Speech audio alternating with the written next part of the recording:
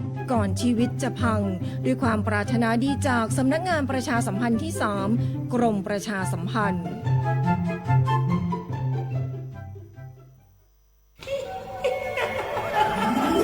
กระจกวิเศษจงบอกข้าเถิดใครงามเลิศในปัทภีก็พระนางน่ะสิราชินีผู้เลอโฉมดูสิตั้งแต่ท่านพาชาวประชางดเผาป่าและขยะในครัวเรือนชาวไร่ชาวนาก็งดเผาตอสั่งข้าวฟางข้าวหันไปไถกลบทำปุ๋ยหมักแปรรูปเป็นอาหารสัตว์หรือเอาไปอัดเป็นก้อนแทนอากาศก็ดีไม่มีฝุ่น PM 2.5 คอยกวนใจหน้าตาท่านก็สดใสผิวพรรณผุดผ่องเป็นที่สุดพะยะค่ะ ต้องแบบนี้สิเจ้าพูดถูกใจข้ายิ่งนักเพราะทุกการเผานั่นคือการสะสมฝุ่นแต่ถ้าทุกคนร่วมใจกันหยุดเผาเราก็จะมีแต่อากาศบริสุทธิ์ไว้หายใจห่างไกลมะเร็งปอดสุขภาพก็ดีมันคือที่สุดแล้วราชินีจงเป็นอมตะราชินีจงเป็นอมตะข้าขอบูชาท่านพะยะค่ะไปเอาธูปมาแต่ไม่ต้องจุดแล้วนะเดี๋ยวนี้ข้าเปลี่ยนมาใช้ธูปไฟฟ้าแล้วมันจึ้งมากไม่มีฝุ่นเลย wow. คุณภาพอากาศดีด้วยการร่วมมือของทุกภาคส่วนปรารถนาดีจากสำนักงานประชาสัมพันธ์ที่ 3 กรมประชาสัมพันธ์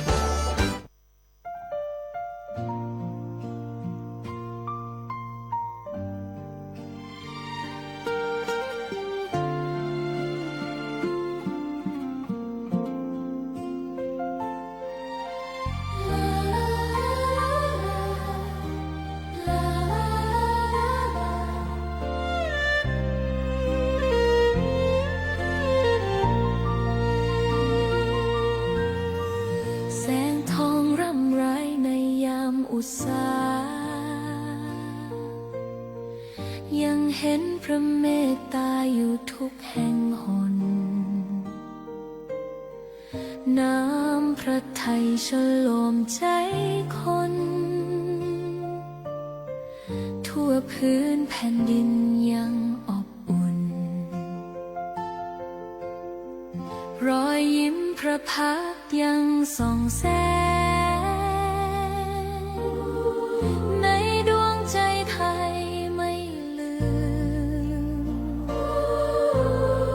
เสียงสายลมแผ่วเบาเหมือนเอ่ยคำปลอบว่าพระองค์ยังอยู่ใกล้ขอกราบแทบบาทด้วยรักนิรันดร์น้ำตาหลั่งพลันจากใจคนไทยแม้เสด็จสู่ฟ้าไกลแต่พระหฤทัยอยู่ในแผ่นดินนี้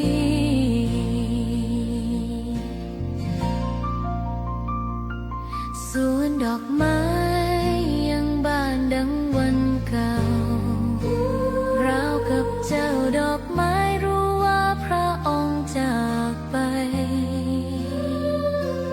แต่กลิ่นหอมยังพัดผ่านใจให้ระลึกถึงพระเมตตาแผ่นดินนี้ยังส่องสว่างด้วยพระคุณอันยิ่งใหญ่ขอเดินตามรอยเท้าแห่งพระแม่ไปด้วยศรัทธาไม่เสื่อมคลายขอกราบแทบบาทด้วยรักนิรันดร์น้ำตาหลั่งพลันจากใจคนไทยแม้เสด็จสู่ฟ้าไกลแต่พระหฤทัยอยู่ในแผ่นดินนี้ดวงใจไทยทุกดวงขอพักดีขอถวายรักนี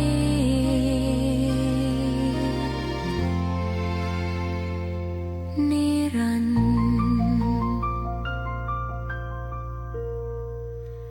แด่พระพันปีหลวง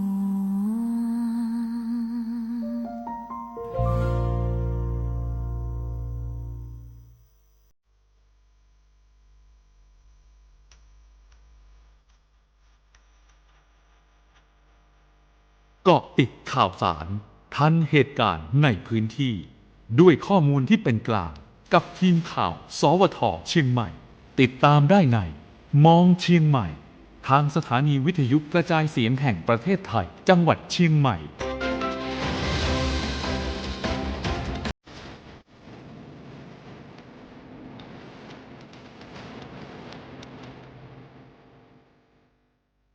สวัสดีค่ะต้อนรับคุณผู้ฟังเข้าสู่รายการมองเชียงใหม่ เพราะเชียงใหม่มีเรื่องให้มองมากกว่าที่คิด รวมจับประเด็นร้อนฟังเรื่องราวใกล้ตัวกับพวกเราทีมข่าวสวท เชียงใหม่ค่ะ เราเจอกันแบบนี้เป็นประจำในทุกวันจันทร์ยาวจนถึงวันพฤหัสบดีค่ะ หลังเคารพธงชาติค่ะคุณผู้ฟังวันนี้เราเจอกันในวันพฤหัสบดีแล้วค่ะวันพฤหัสบดีที่ 2 เดือนเมษายนพุทธศักราช 2569 ค่ะกับทีมข่าวสวท เชียงใหม่มาพร้อมกับข่าวสารที่มากมายเช่นเคยและมาพร้อมกับอากาศที่ขมุกขมัวอีกเหมือนกันอีก1วันค่ะคุณผู้ฟังสำหรับเรื่องของหมอกควันไฟป่าวันนี้อยู่กับเรา2คนค่ะดิฉันพิมลกันเดชชัยค่ะผมคมสันต์คำวงครับค่ะก็ต้องบอกว่าวันนี้เรา2คนยังคงอยู่ด้วยเรื่องของหมอกควันไฟป่าเนาะคุณครับวันนี้เช้ามาดิฉันตื่นวันนี้ยังขมุกขมัวเหมือนเดิมใช่วันนี้ฉันตื่นค่อนข้างจะเช้ามากคุณก็มีภารกิจแต่เช้าเนาะก็ออกบ้านคุณคือปกติแล้วช่วงก่อนจะรู้สึกว่าออกบ้านเวลานี้คือหมอกค่ะคุณแต่วันนี้ออกบ้านมาควันค่ะคุณควันเยอะมากถึงแม้ว่าอากาศจะเย็นแต่ว่าเป็นถ้ามองไปทางทิศตะวันออกมองพระอาทิตย์นะตอนนี้เป็นไข่แดงไข่เค็มชัยยาเลยตอนนี้นะครับมองแทบจะไม่เป็นพระอาทิตย์แล้วตอนนี้นะครับหมอกควันเยอะมากนะฮะเช้านี้ไปดูเรื่องของจุดความร้อนก็เพิ่มขึ้นครับพี่เอ๋เมื่อวานนี้เห็นว่าลดลงแล้วนะแต่วันนี้ก็ขยับเพิ่มขึ้นนะหลักร้อยเหมือนกันนะครับค่ะวันนี้ก็เป็นอีก1วันที่ค่าคุณภาพอากาศบ้านเรานะคะก็ต้องบอกว่ามีผลกระทบแล้วค่ะคุณผู้ฟังอ่ะเขาแรกว่าจะไม่เปิดเปิดมาก็แดงทันทีแดงทันทีค่ะสตรอเบอรี่มากค่ะคุณผู้ฟังแดงทั้งภาคเหนือตอนบนเลยนะคะภาคเหนือตอนบนนี้แดงทั้งภาคเหนือตอนบนเลยค่ะนั่นก็คือค่าคุณภาพอากาศมีผลกระทบต่อสุขภาพของประชาชนเดี๋ยวเราค่อยมาไล่เรียงเรื่องของอากาศเรื่องของการเผาเรื่องของหมอกควันเรื่องของคุณภาพอากาศตอนนี้เราไปดูเรื่องของอากาศเช่นเดียวกันแต่เป็นเรื่องของการพยากรณ์อากาศกันก่อนค่ะคุณผู้ฟังเราจะมีลุ้นหรือไม่สำหรับเรื่องของฝนฟ้าในช่วงสัปดาห์นี้นะคะแต่ว่าจากที่มีการคาดการเบื้องต้นจากการที่ดูสถิติเบื้องต้นเนี่ยทางด้านของศูนย์อุตุนิยมวิทยาภาคเหนือก็บอกว่าเราเนี่ยจะยังไม่มีฝนในช่วงนี้นะคะแต่ต้องมาดูกันว่าอาจจะเป็นไปได้ว่าจะมีฝนแต่เมื่อไหร่อย่างไรเดี๋ยวให้คุณคมสันเล่าถ้าให้ดิฉันเล่าเนี่ยจากที่จะมีฝนก็จะไม่มีอะไรประมาณนี้ขออนุญาตไล่เรียงเรื่องของการพยากรณ์อากาศในสภาวะอากาศทั่วไปสำหรับวันนี้จะดีกว่าค่ะเพราะว่าหลายๆท่านก็รู้สึกถึงอากาศวันนี้แล้วนะคะเป็นการพยากรณ์อากาศในช่วง24ชั่วโมงค่ะสภาวะอากาศทั่วไปภาคเหนือมีอากาศร้อนโดยทั่วไปกับมีฟ้าหลัวในตอนกลางวันค่ะแล้วก็มีอากาศร้อนจัดบางพื้นที่เนื่องจากความกดอากาศต่ำจากความร้อนปกคลุมประเทศไทยตอนบนในขณะที่ลมใต้แล้วก็ลมตะวันตกเฉียงใต้พัดปกคลุมทำให้มีฝนฟ้าคะนองกับมีลมกระโชกแรงเกิดขึ้นได้บางแห่งค่ะขอให้พี่น้องประชาชนรักษาสุขภาพเนื่องจากสภาพอากาศที่ร้อนถึงร้อนจัด โดยที่หลีกเลี่ยงการทำงานหรือการประกอบกิจกรรมในที่โล่งแจ้งเป็นระยะเวลานานรวมทั้งระวังอันตรายจากฝนฟ้าคะนองและลมกระโชกแรงที่อาจเกิดขึ้นในบางพื้นที่ด้วยนะคะเชียงใหม่เราวันนี้อากาศร้อนกับมีฟ้าหลัวในตอนกลางวันค่ะอุณหภูมิต่ำสุดวันนี้ 24 องศาเซลเซียสค่ะอุณหภูมิสูงสุดวันนี้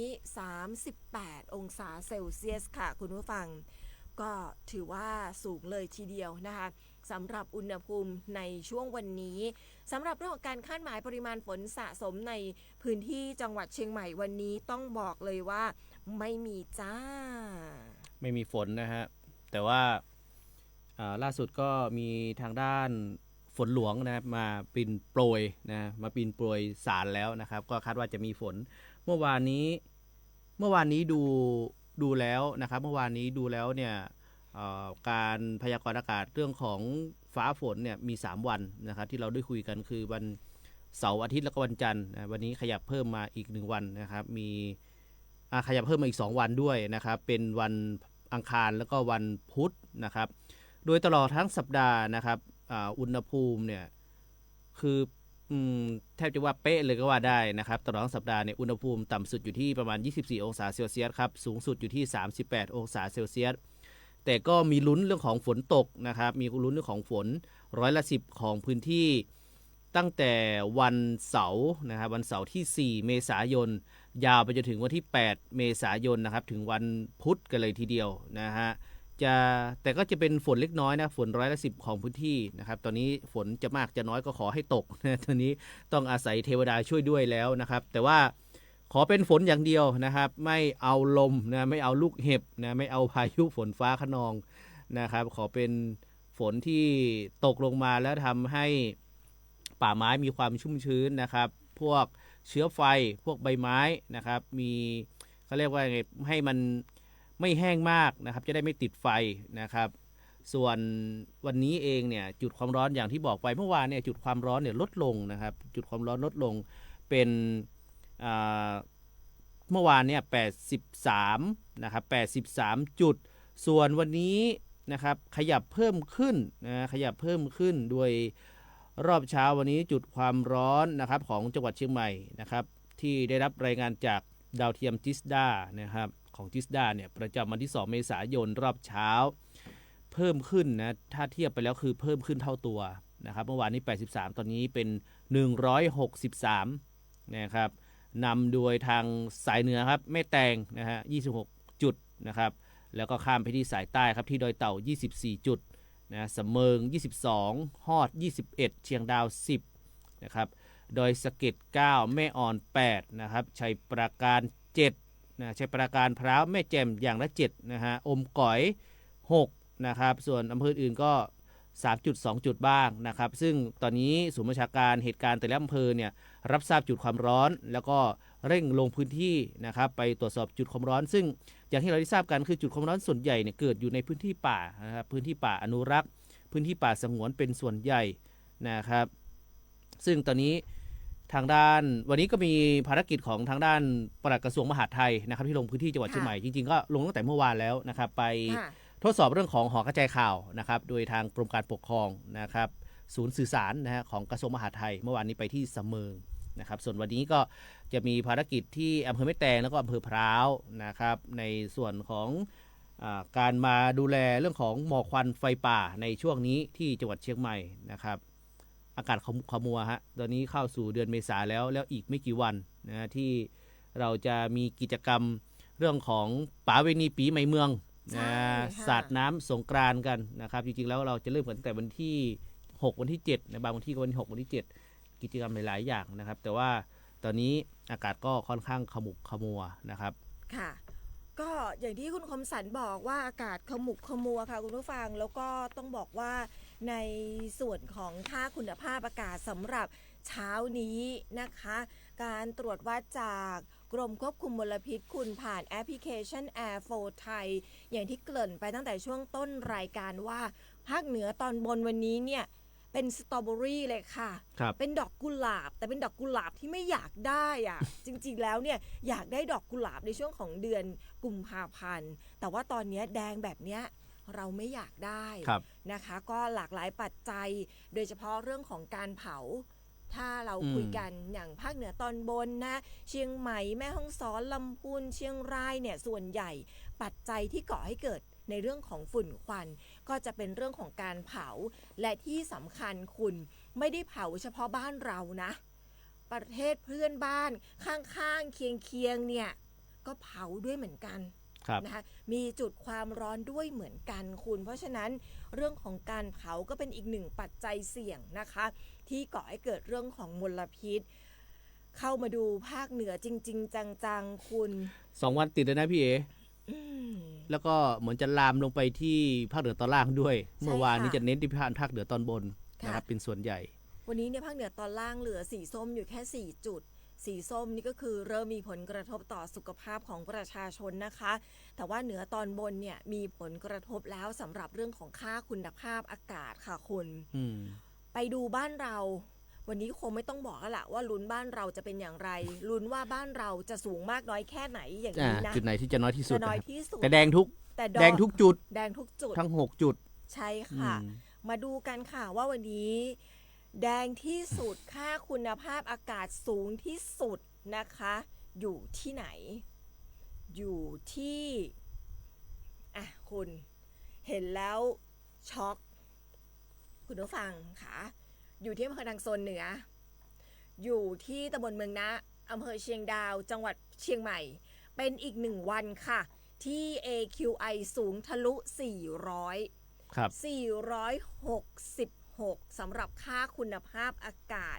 ต้องบอกว่ามีผลกระทบค่ะแล้ววันนี้เช้านี้ในการตรวจวัดช่วง 8 นาฬิกา PM 2.5 ทะลุ 300 340.5 ไมโครกรัมต่อลูกบาศก์เมตรคุณ จริงๆถ้าย้อนไปหน่อยนะพี่เอที่เชียงดาววันก่อนที่พี่เอบอกว่า330กว่าอันนั้นก็ถือว่าเยอะแล้วนะวันนี้400กว่า ค่ะ ครับ คุณแล้วก็อีก1จุดนะคะบ้านเราที่คุณภาพอากาศขึ้น300ช่างเคิงแม่แจ่มค่ะเคยเป็นค่าคุณภาพอากาศที่ฟ้ายังฟ้าอยู่วันนี้ค่าคุณภาพอากาศอยู่ที่345สำหรับ AQI PM 2.5 อยู่ที่219.8 ไมโครกรัมต่อลูกบาศก์เมตรคุณอันนี้ก็หลักทะลุหลัก200ด้วยเหมือนกันนะคะส่วนในส่วนของตำบลหางดงอำเภอฮอดจังหวัดเชียงใหม่นะคะวันนี้เนี่ย AQI เท่ากับที่ตำบลช้างเผือกค่ะ260นะคะสำหรับตำบลหางดงอำเภอฮอดจังหวัดเชียงใหม่ AQI 260 PM 2.5 134.6 ไมโครกรัมต่อลูกบาศก์เมตรนะคะส่วนที่ตำบลช้างเผือกอำเภอเมืองจังหวัดเชียงใหม่ค่ะ AQI 260 ด้วยเช่นเดียวกันนะคะส่วน PM 2.5 อยู่ที่ 134.8 ไมโครกรัมต่อลูกบาศก์เมตรค่ะแล้วก็ที่ตำบลสุเทพอำเภอเมืองจังหวัดเชียงใหม่ค่ะ AQI อยู่ที่223 PM 2.5 อยู่ที่ 97.0 ไมโครกรัมต่อลูกบาศก์เมตรแล้วก็ที่ตำบลศรีภูมิอำเภอเมืองจังหวัดเชียงใหม่ AQI อยู่ที่220 PM 2.5 อยู่ที่ 94.1 ไมโครกรัมต่อลูกบาศก์เมตรค่ะคุณผู้ฟังถือว่าเยอะมากๆนะคุณเยอะมากโดยเฉพาะที่เชียงดาวเมื่อวานนี้ที่ท่านผู้ว่าราชการจังหวัดเชียงใหม่นะครับนายรัฐพลนราธิศรได้พูดคุยกับพี่ๆสื่อมวลชนเมื่อวานที่เราได้ไปท่านก็บอกว่าจริงๆแล้วมันไม่ใช่เฉพาะเชียงใหม่ครับมันเป็นทางด้านลมตะวันตกนะครับลมตะวันตกคือพัดมาจากประเทศเพื่อนบ้านนี่แหละนะครับฝั่งนู้นก็ถ้าไปดูในกราฟิกก็แดงเถือกเหมือนกันนะครับแดงเยอะมากเยอะกว่าทางโซนบ้านเรานะฮะก็เป็นส่วนหนึ่งนะครับที่ลมตะวันตกเนี่ยพัดเอาเรื่องของฝุ่นควันเนี่ยนะครับโดยเฉพาะหมอกควันเนี่ยเข้ามาที่จังหวัดเชียงใหม่นะครับเราอย่างที่เราได้ทราบกันคือจังหวัดเชียงใหม่เนี่ยเป็นลักษณะเป็นแอ่งกระทะนะครับลมก็ไม่สามารถที่จะพัดออกไปข้างนอกได้นะครับซึ่งก็จะทำให้นี่แหละฮะจังหวัดเชียงใหม่ก็ยังอยู่กับฝุ่นควันนะครับยังอยู่กับฝุ่นควันไปอีกนะครับอีกหลายวันนะครับตอนนี้ก็นี่แหละครับต้องพึ่งพา เรื่องของเทวดานะที่จะมาช่วยนอกจากนี้ทางด้านกรมฝนหลวงและการบินเกษตรนะครับก็ได้นำนะครับเครื่องบินนะครับถึงจะบอกว่าอะไรนะยกนะครับยกเครื่องบินของฝนหลวงมาไว้ที่เชียงใหม่หมดเลยทั้ง5 ลำใช่ไหมครับพี่เอล่าสุดเนี่ย5 ลำด้วยกันนะครับที่มาอยู่ที่จังหวัดเชียงใหม่ทั้งขนาดเล็กขนาดกลางแล้วก็ขนาดใหญ่นะครับที่จะมาเรื่องของทำฝนเทียมด้วยนะครับทำเรื่องฝนหลวงด้วยแล้วก็ทำในเรื่องของการระบายอากาศนะครับบินระบายอากาศคือบินเป็นก้นหอยเจาะทะลุชั้นบรรยากาศให้มันสามารถที่จะระบายขึ้นไปได้ใช่ค่ะเมื่อวานนี้เนี่ยในส่วนของศูนย์ปฏิบัติการฝนหลวงและการบินเกษตรนะคะซึ่งเป็นศูนย์ปฏิบัติการฝนหลวงภาคเหนือตอนบนจังหวัดเชียงใหม่ค่ะหลังจากที่ฝนหลวงเนี่ยย้ายฐานปฏิบัติการลงไปอยู่ภาคเหนือตอนล่างในช่วงที่ไม่มีปัญหาเรื่องหมอกควันไฟป่าคุณขยับกลับขึ้นมาแล้วค่ะเมื่อวานนี้ได้เปิดปฏิบัติการแล้ว1 เมษายน 2569ทางด้านของฝนหลวงเนี่ยได้เปิดปฏิบัติการอย่างที่คุณบอกค่ะซึ่งเมื่อวานนี้เนี่ยจากการตรวจวัดจากการตรวจสอบเบื้องต้นเนี่ยพบว่าความชื้นสัมผัสที่เราพูดถึงมาตลอดอะค่ะคือเริ่มมีความชื้นคุณทางด้านฝนหลวงก็เปิดปฏิบัติการเลยค่ะแต่ว่าการเปิดปฏิบัติการครั้งนี้เนี่ยไม่ได้บอกว่าจะมีฝนนะเปิดปฏิบัติการครั้งนี้ไม่ได้จะมีฝนนะคะเพราะว่าเรื่องของการแก้ไขปัญหาอย่างที่คุณบอกเนี่ยขึ้นมาละ5 ลำด้วยกันนะคะก็มีการเทคนิคที่ใช้คุณมี3 เทคนิคด้วยกันเทคนิคเรื่องของการก่อเมฆก็เพื่อที่จะสร้างฝนเพราะว่าความชื้นเริ่มมีมากขึ้นแล้วก็เรื่องของการเลี้ยงเมฆก่อเมฆแล้วก็ต้องเลี้ยงเมฆให้เป็นฝนคุณนะคะอะไรนะคะเลี้ยงให้อ้วนตุ้ยนุ้ยอวบอันนะคะแล้วก็เรื่องของการเจาะชั้นบรรยากาศร้อนซึ่งเทคนิคนี้จะเป็นเทคนิคแรกที่นำมาใช้เลยนะคุณคือเทคนิคของการเจาะชั้นบรรยากาศร้อนหมายถึงว่าก็จะมีชั้นบรรยากาศก็อย่างที่คุณบอกค่ะก็ต้องทำให้เป็นก้นหอยเพื่อที่จะให้อากาศเนี่ยสามารถลอยออกไปได้คุณทำให้ดิฉันนึกถึงอาราดินคุณตะเกียงวิเศษคุณนึกออกใช่ไหมตะเกียงวิเศษเวลาเขาออกมาจากตะเกียงคุณก็จะเป็นก้นหอยออกมานะคะอันนี้ดิฉันแบบว่าติต่างให้เห็นกันแบบง่ายๆคุณว่าแบบอาราดินที่อยู่ในตะเกียงเหมือนเราตอนนี้คุณอากาศก็เหมือนอยู่ในตะเกียงก็คือฝนหลวงก็คือปีนไปเจาะในส่วนของชั้นบรรยากาศร้อนให้สามารถระบายได้ใช่โดยใช้น้ำแข็งแห้งคุณน้ำแข็งแห้งที่เย็นจัดนะก็ซึ่งได้รับพระราชทานจากในหลวงรัชกาลที่10สำหรับเรื่องของการปฏิบัติภารกิจแก้ไขปัญหาเรื่องของหมอกควันไฟป่าในพื้นที่ภาคเหนือแล้วก็ทั่วประเทศค่ะเมื่อวานนี้เนี่ยเขาเริ่มปฏิบัติการกันตั้งแต่ช่วงบ่ายของเมื่อวานนี้แล้วก็จะมีปฏิบัติการแบบนี้นะคะ3 เทคนิคนี้แหละคุณช่วงไหนที่ต้องแบบเจาะชั้นก็เจาะชั้นก่อนช่วงไหนที่แบบความชื้นสัมผัสได้ขึ้นไปบินแล้วโอกาสมีฝนก็ต้องทำฝนนะคะช่วงไหนที่ต้องสลายลูกเห็บก็จะเป็นอีกหนึ่งเรื่องที่ก็ต้องดูแลการเป็นความร่วมมือระหว่างกองทัพอากาศกับกรมฝนหลวงและการบินเกษตรแต่ละเทคนิคเนี่ยก็ปรับเปลี่ยนไปในแต่ละวันแต่หลักๆเนี่ยเราก็จะใช้ประมาณ3 เทคนิคนี้ในช่วงนี้ซึ่งก็จะมีการปฏิบัติการไปจนถึงปลายเดือนนี้เลยคุณปลายเดือนเมษายนจนถึงเส้นเดือนเมษาจนกว่าจะมีฝนใช่อันนี้คือเบื้องต้นนะคือจะปฏิบัติการทุกวันไปจนถึงปลายเดือนเมษายนก่อนแล้วก็คงจะต้องในส่วนของการเขาเรียกว่าอะไรคุณวิเคราะห์อีกทีนึงสำหรับในเดือนพฤษภาคมว่าจะมีการปรับเทคนิคหรือว่าจะมีการปรับแผนอะไรหรือเปล่าค่ะก็นอกจากจะทำฝนแล้วก็ต้องป้องกันเรื่องลูกเห็บด้วยพี่เอใช่ไหมฮะอย่างน้อย2 อย่างนี้ต้องมาคู่กันแล้วก็อย่างที่เราคาดการณ์กันปกติก็คือช่วงนี้แหละฮะช่วงเดือนเมษายนนี่แหละแล้วก็จะพบกับหรือว่าประสบกับพายุฤดูร้อนนะครับที่เกิดขึ้นเพราะว่าอย่างเชียงใหม่เองเนี่ยความร้อนสูงขึ้นอย่างต่อเนื่องแล้วก็ตอนนี้อาทิตย์นี้38 องศาเซลเซียสนะครับสเตเบิลเลยนะครับเป็นมาตรฐานเลยนะครับตลอดทั้งสัปดาห์ซึ่งภาวะแบบนี้ครับก็จะทำให้เกิดเรื่องของพายุฤดูร้อนได้นะครับเนื่องจากอากาศที่ร้อนจัดและอีกอย่างหนึ่งก็ทำให้เรื่องของเชื้อเพลิงหรือเชื้อไฟนะครับไม่ว่าจะเป็นใบไม้กิ่งไม้ที่อยู่ในป่านะครับซึ่งตอนนี้อย่างจุดความร้อนที่เกิดขึ้นเนี่ยทำให้เป็นเชื้อไฟอย่างดีติดไฟได้ง่ายนะครับนอกจากนี้ทางด้าน ของจังหวัดเชียงใหม่นะครับแล้วก็ทั้ง17จังหวัดภาคเหนือนะครับศูนย์บัญชาการเหตุการณ์นะครับฝุ่นละอองนะครับภาค3ส่วนหน้าที่ตั้งอยู่ฮู้แม่ริมเนี่ยก็มีทั้งพี่ปักกระเป้าตอนนี้ก็มาเสริมทัพแล้วทั้ง2ลำนะครับแล้วก็มีของทางด้านพี่ทหารนะครับพี่ทหารด้วยมีทั้งของกระทรวงทรัพย์ด้วยนะครับที่มาบินทิ้งน้ำดับไฟในจุดที่กองกำลังภาคพื้นนะครับหรือหน่วยงานภาคพื้นเนี่ยเข้าไปไม่ถึงเป็นพื้นที่ยากนะครับก็ถึงเป็นพื้นที่หน้าผาสูงชันเป็นสันเขานะครับก็จะใช้อากาศยานในการทิ้งน้ำดับไฟแต่ทั้งนี้ทั้งนั้นก็มีการประเมินความเสี่ยงด้วยนะครับไม่ใช่ว่าจะขึ้นบินแล้วก็ไปทิ้งน้ำดับไฟด้วยก็ต้องดูเรื่องของทิศทางลมนะครับดูเรื่องของทัศนวิสัยในการบินหรือการมองเห็นของพี่ๆนักบินด้วยนะครับใช่ว่า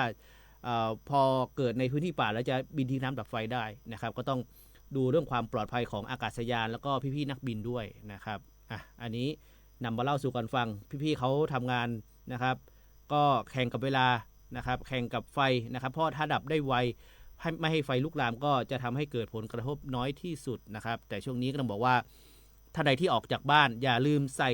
หน้ากากนะครับที่ป้องกันฝุ่น PM 2.5 ตลอดเวลาที่ออกจากบ้านนะครับถ้าไม่จำเป็นก็อยู่ที่บ้านปิดหน้าต่างนะครับให้มิดชิดปิดประตูหน้าต่างให้มิดชิดครับค่ะแล้วก็ตอนนี้มีคลิปของทางคุณหมอสวนดอกกับทางสสจ.เนาะคุณก็ร่วมมือกันที่จะทำคลิปเรื่องของ DIY ทำเครื่องกรองอากาศเครื่องกรองอากาศในบ้านแบบง่ายๆคุณมีหลายคณะเลยนะมีทั้งทางด้านของคณะแพทยศาสตร์มหาวิทยาลัยเชียงใหม่มีทั้งทางด้านของคณะวิศวกรรมศาสตร์มหาวิทยาลัยเชียงใหม่นะคะแล้วก็ตอนนี้เนี่ยเชียงใหม่เรามีแอปพลิเคชันชื่อพักปอดนะครับ PAK ใช่ค่ะ POD พักปอดสะกดตามตัวนะครับก็นอกจากมีห้องปลอดฝุ่นแล้วก็มีของพักปอดนะครับอันนี้ก็จากทางอาจารย์ดร.เสกใช่ค่ะนะครับจากมหาวิทยาลัยเชียงใหม่เหมือนกันนะครับก็จะบอกเรื่องของห้องปลอดฝุ่นครับนะคะที่มีการจัดตั้งขึ้นไม่ว่าจะเป็นของหน่วยงานภาครัฐภาคเอกชนร้านอาหารร้านกาแฟคาเฟ่ต่างๆนะคะเราสามารถเข้าไปดูในแอปพลิเคชันนี้ได้อย่างที่คุณคมสันบอกพักปลอดภาษาอังกฤษตรงตัวเลยครับนะคะ PAK ไม่ POD ถ้าเป็นพักปลอดก็ห้องปลอดฝุ่นก็ได้หรือว่าคาเฟ่ไหนอย่างน้อยถ้ามีเครื่องปรับอากาศก็เข้าไปได้คือสำหรับท่านใดที่อาจจะมีความจำเป็นจริงๆที่ออกจากบ้านแล้วก็เห็นหลายคนเห็นในภาพข่าวนะครับที่เลือดกำเดาไหลพี่เออาจจะเรื่องของอาจจะเป็นเด็กเล็กส่วนมากจะเป็นเด็กเล็กนะครับเด็กเล็กเด็กที่อายุต่ำกว่า5ปีก็จะประสบปัญหาเรื่องของเลือดกำเดาไหลนะครับสามารถที่จะไปใช้บริการได้นะครับฟรีนะครับเข้าใช้บริการได้ฟรีเลยนะครับเข้าไปใช้ได้นะครับแล้วคือเมื่อวานนี้เนี่ยเราก็แอบไปลองใช้มาละไปแอบลองใช้มามีเครื่องวัดใช่ไหมครับเมื่อวานนี้นะถ้าเขาเรียกว่าถ้าจะเป็นสีเขียวเนี่ยตั้งแต่50ไมโครกรัมต่อลูกบาศก์เมตรใช่ไหมจะเป็นสีเขียวก็ลงมาอะไรอย่างเงี้ยค่ะก็เราก็มีการทดลองว่าเราปิดห้องเลยแล้วก็แบบไปนั่งดูเครื่องตัวเนี้ยว่าจากการฟอกอากาศเนี่ยค่าคุณภาพอากาศเนี่ยลดลงจริงหรือเปล่าลดลงจริงนะพี่เอแล้วก็ไวด้วยเพราะว่าอย่างแอร์ที่ติดบนเพดานเนี่ยเห็นพี่ๆเขาก็ต้องเปลี่ยนเขาเรียกอะไรแผ่นกรองใช่มีแผ่นกรองแล้วก็มีเครื่องฟอกอากาศที่อยู่ในห้องด้วยนะคะก็ถือว่าเมื่อวานนี้เนี่ยก็ไปเห็นของจริงคืออย่างเมื่อวานเนี้ยได้มีโอกาสทดสอบเพราะว่าไปตามเรื่องของห้องพักปลอดนี่แหละห้องปลอดฝุ่นนี่แหละแล้วก็ลองเปิดปิดประตูกันค่ะคุณผู้ฟังเปิดปิดประตูบ้านเพื่อนค่ะสนุกสนานเลยสนุกสนาน ให้เอาฝุ่นเข้าไปแล้วดูว่าเครื่องกรองอากาศแล้วก็เรื่องของห้องปลอดฝุ่นเนี่ยทำงานได้เต็มประสิทธิภาพมากน้อยแค่ไหนเมื่อวานนี้เนี่ยมีการเกาะประตูห้ามเข้ากันด้วยเพราะว่าเราต้องไปถ่ายอะไรอย่างเงี้ยนะคะเพราะว่าถ้าเปิดปิดเนี่ยเครื่องมันก็จะสวิงนะเรื่องของฝุ่นจริงๆถ้าไปอย่างตัวของเราเองเนี่ยถ้าไปอยู่ใกล้ก็เหมือนกับอาจจะตัวเราอาจจะมีฝุ่นติดเสื้อผ้านะครับแต่เขามีเครื่องฟอกอากาศหลายๆตัวก็ถือว่าเร็วเหมือนกันนะครับอันนี้ก็เป็นทางเลือกนะครับสำหรับท่านใดที่อาจจะไม่มีที่บ้านอาจจะไม่มีเครื่องกรองอากาศหรือห้องปลอดฝุ่นหรือห้องที่มีเครื่องปรับอากาศก็สามารถไปใช้บริการได้อาจจะมีธุระจำเป็นที่ออกจากบ้านนะครับซื้อกาแฟซื้ออะไรไปนั่งได้ทำงานได้ด้วยครับก็มีโต๊ะให้บริการด้วยครับค่ะ ถ้าได้คุณผู้ฟังสักนิดหนึ่งพอหมอกควันก็ไปกันยาวเลย จริงๆอยากทักทายคุณฟังนะว่าเมื่อคืนนี้นะที่มีการปรับเรื่องของราคาน้ำมัน3.50 เดี๋ยวดีเซล3.50 ตอนนี้ใครอยู่ปั๊มน้ำมันอยู่บ้างแล้วปั๊มไหนที่ยังขาดแคลนแต่ว่าส่วนใหญ่แล้วผมมาทำงานเนี่ยสังเกตว่าปั๊มตอนนี้ไม่เห็นมีใครต่อคิวแล้วนะพี่เอแต่ก็มีน้ำมันให้บริการดีเซลก็ยังไม่ขาดก็คือบางปั๊มก็ยังมีขาดบ้างคุณเพราะว่าอาจจะเป็นรอรอบใช่รอการส่งใช่แต่ว่าตอนนี้ถ้าถามถึงหน้าปั๊มเนี่ยอยากจะพูดว่ากลับเข้าสู่สภาวะปกติแล้วคือในความหมายคือไม่มีคิวยาวไปต่อแล้วแต่ว่าเมื่อวานนี้ปรับขึ้นอีก3.50 ดีเซลส่วนกลุ่มเบนซิน1.20 ตังค์ใช่ค่ะ1.20 ตังค์ทุกตัวนะคะวันนี้เป็นอย่างไรบ้างนะคะซึ่งเมื่อวานนี้ได้มีบอกเราหน่อยเราจะได้ใช่เมื่อวานนี้ได้มีโอกาสไปพูดคุยกับพี่น้องประชาชนเรื่องของน้ำมันเหมือนกันคุณอย่างที่เราไปคุยกันก็พี่น้องประชาชนก็บอกว่าถามว่ามีผลกระทบไหมมีนะต้นทุนที่เพิ่มสูงขึ้นตอนนี้ก็กลัวเรื่องของนี่แหละสินค้าอุปโภคบริโภคที่จะขยับวันนี้จะไปดูให้ครับแล้วก็วันนี้มีกิจกรรมด้วยคุณกิจกรรมเรื่องของสินค้าบริโภคอุปโภคบริโภคราคาถูกเดี๋ยววันนี้ไปดูเดี๋ยวจะมาเล่าให้คุณฟังว่าจัดงานถึงเมื่อไรอย่างไรเดี๋ยววันนี้จะไปดูมาให้เรื่องของราคาสินค้าพี่น้องประชาชนก็บอกว่าน้ำมันขึ้นก็ส่งผลกระทบต่อชีวิตในการดำรงชีวิตเหมือนกันเพราะว่าต้นทุนที่เพิ่มสูงขึ้นจากที่เคยขับรถยนต์ต้องมาขับมอเตอร์ไซค์แล้วด้วยในสถานการณ์ที่ฝุ่นควันแบบนี้ด้วยอะไรอย่างเงี้ยคุณก็คือใช่ก็บอกก็มีผลกระทบนะอะไรอย่างเงี้ยแล้วก็ถามว่าแล้วถ้าน้ำมันขึ้นดึกๆอ่ะมีปัญหาไหมอะไรเงี้ยประชาชนเฉยก็บอกว่าไม่ได้มีรู้สึกว่าเป็นปัญหาไงเพราะว่าด้วยความที่รู้ว่าน้ำมันอ่ะก็คือจะขยับขึ้นลงตามกลไกตลาดอะไรอย่างเงี้ยคุณ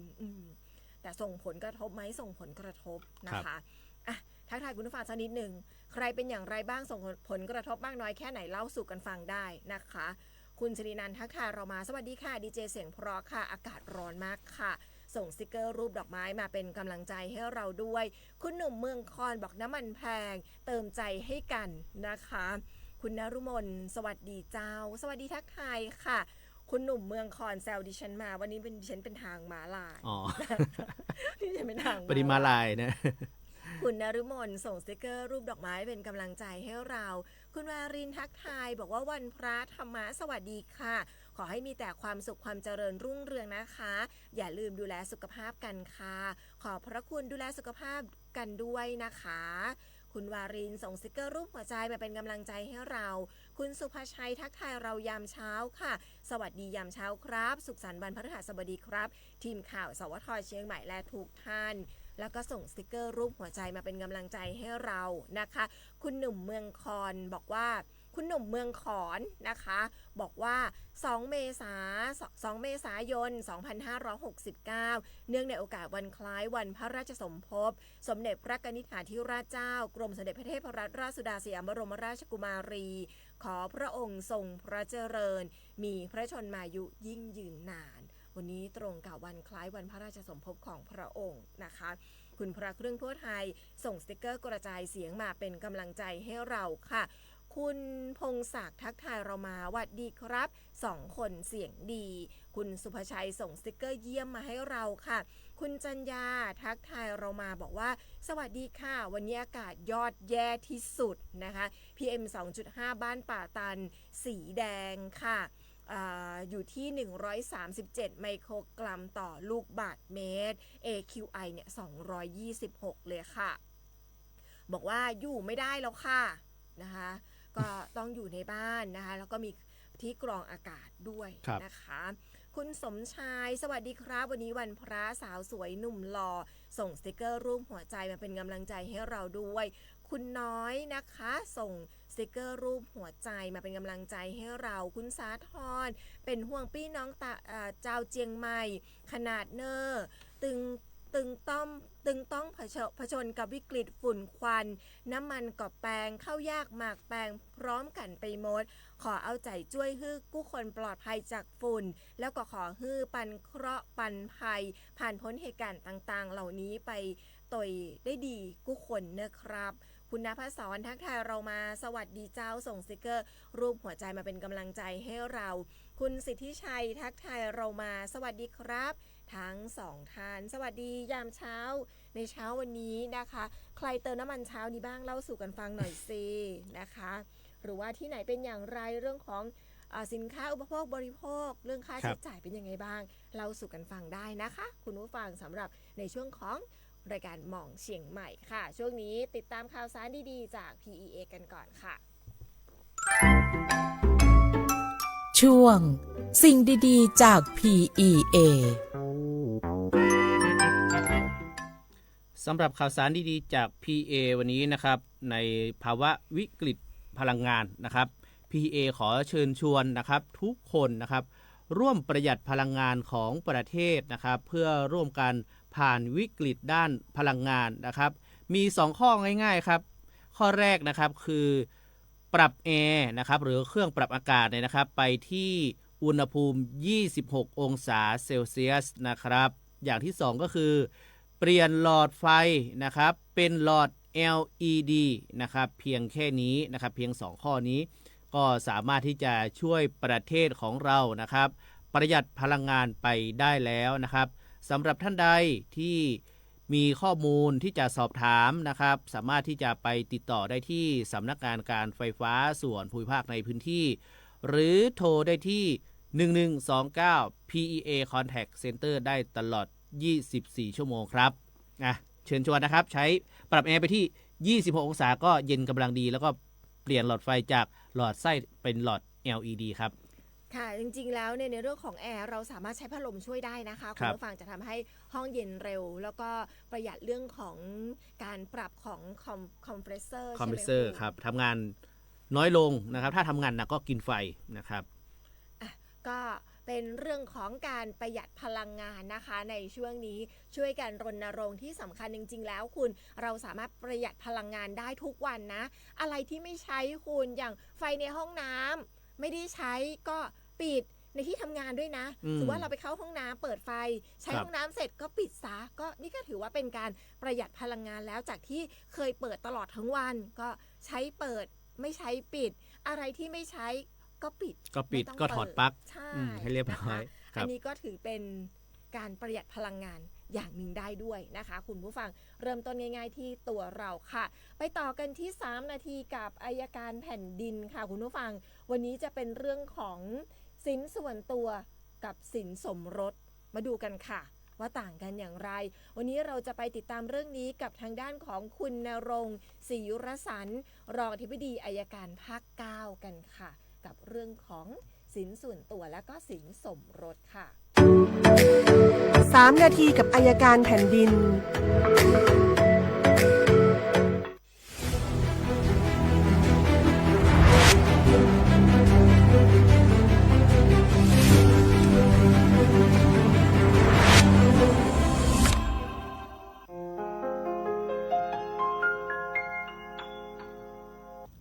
สินส่วนตัวกับสินสมรสต่างกันอย่างไรปกตินะครับเมื่อชายหญิงนะครับหรือคู่สมรสได้มีการจดทะเบียนสมรสและสมัครใจที่จะอยู่กินกันฉันสามีภรรยาก็เป็นปกติธรรมดาที่จะต้องสร้างเนื้อสร้างตัวสร้างครอบครัวและสร้างอนาคตทรัพย์สินระหว่างคู่สมรสหรือระหว่างชายหญิงที่เป็นสามีภรรยากันโดยชอบด้วยกฎหมายแบ่งออกเป็น2ส่วนที่1ก็คือสินส่วนตัวส่วนที่2ก็คือสินสมรสสินส่วนตัวคืออะไรสินส่วนตัวคือทรัพย์สินที่ชายหญิงหรือคู่สมรสมีมาก่อนที่จะจดทะเบียนสมรส2ทรัพย์สินที่เป็นเครื่องใช้สอยส่วนตัวเครื่องแต่งกายหรือเครื่องประดับตามสมควรแก่ฐานะหรือเครื่องมือเครื่องใช้ที่คู่สมรสจำเป็นต้องใช้ในการประกอบวิชาชีพอีกประเภทหนึ่งคือทรัพย์สินที่คู่สมรสได้มาระหว่างสมรสโดยการรับมรดกหรือโดยการให้โดยเสน่หาและประการสุดท้ายนะครับที่เป็นสินส่วนตัวก็คือของมั่นต่อมาได้ขายไปหรือไปแลกเปลี่ยนเป็นทรัพย์สินอื่นได้ทรัพย์สินอื่นมาหรือได้เงินมาแทนก็ยังเป็นสินส่วนตัวอยู่เหมือนเดิม และที่สำคัญที่สุดในกฎหมายแพ่งและพาณิชย์ได้บัญญัติไว้เลยว่า สินส่วนตัวของฝ่ายใดให้คู่สมรสฝ่ายนั้นเป็นผู้จัดการ ก็สามารถที่จะดำเนินการบริหารจัดการทรัพย์สินส่วนตัวของตัวเองได้ แล้วสินสมรสหลักคืออะไรสินสมรสคือทรัพย์สินที่ได้มาระหว่างสมรสนับตั้งแต่วันที่มีการจดทะเบียนหากมีทรัพย์สินใดเกิดขึ้นระหว่างชายหรือหญิงหรือระหว่างคู่สมรสกฎหมายให้สันนิษฐานไว้ก่อนว่าเป็นสินสมรสผู้ที่เป็นคู่สมรสหรือชายหญิงได้มาในระหว่างสมรสโดยพินัยกรรมหรือโดยการยกให้เป็นหนังสือและพินัยกรรมหรือหนังสือนั้นระบุว่าเป็นสินสมรสสินสมรสสามีภรรยาต้องจัดการร่วมกันหากฝ่ายใดฝ่ายหนึ่งไปดำเนินการโดยไม่รับความยินยอมจากอีกฝ่ายอาจทำให้นิติกรรมหรือสัญญาที่ทำขึ้นนั้นไม่บริบูรณ์อีกฝ่ายหนึ่งสามารถที่จะยกเลิกเพิกถอนได้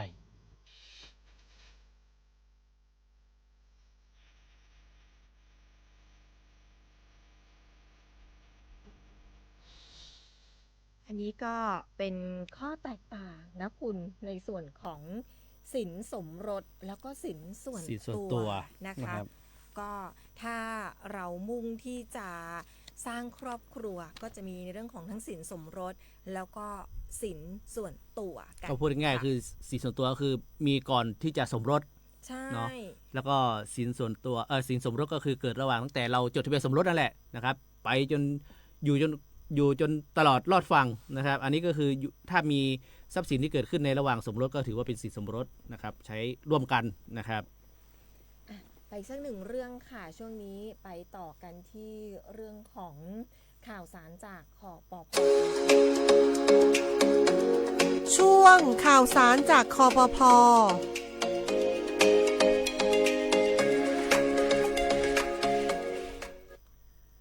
ข่าวสารจากคปภ.วันนี้ค่ะคุณผู้ฟังก็จะเชิญชวนนะคะสำหรับการรับมือในส่วนของสังคมผู้สูงอายุค่ะก็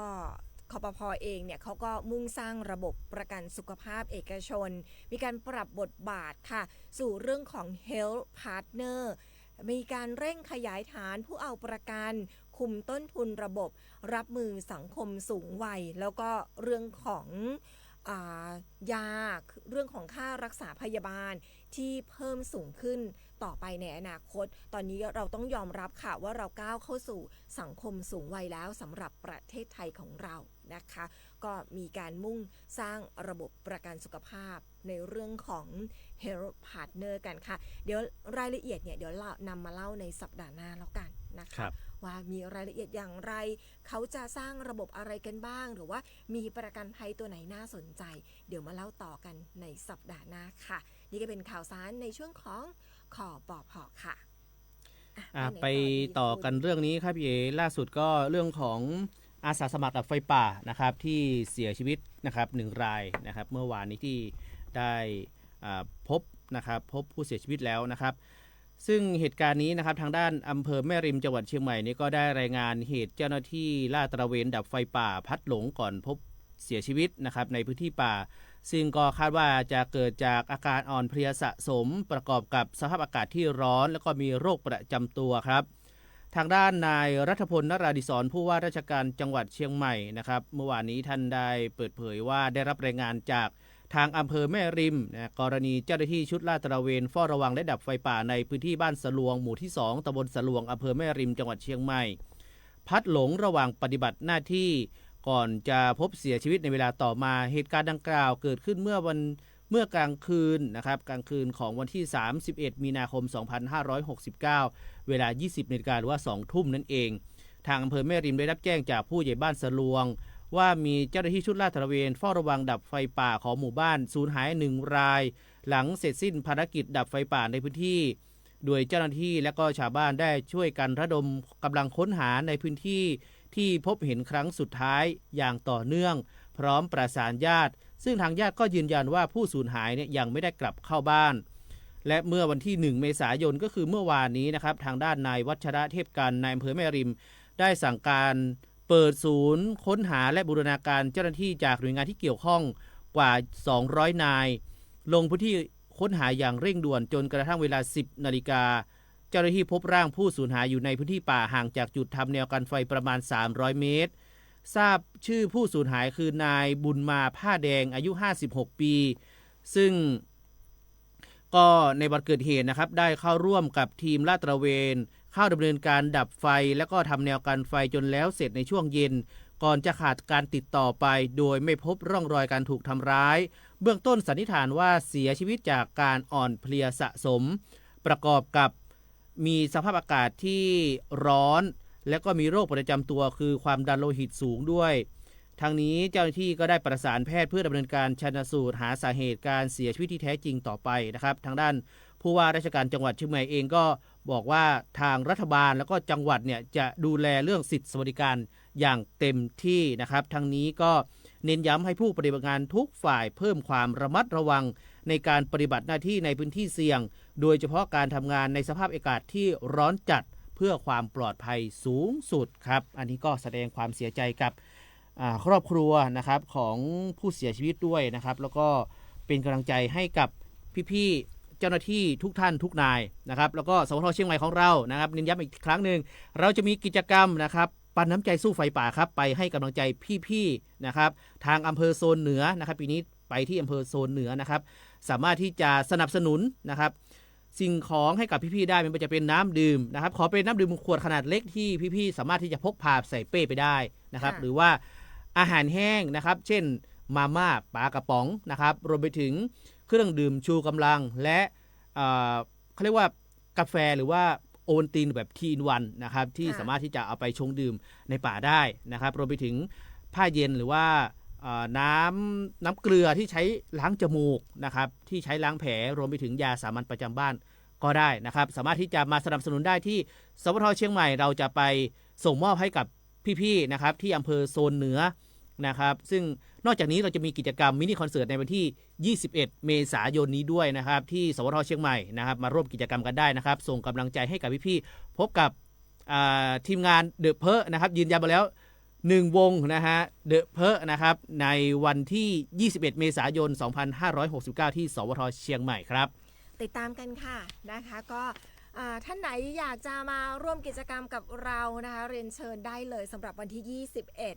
เมษายน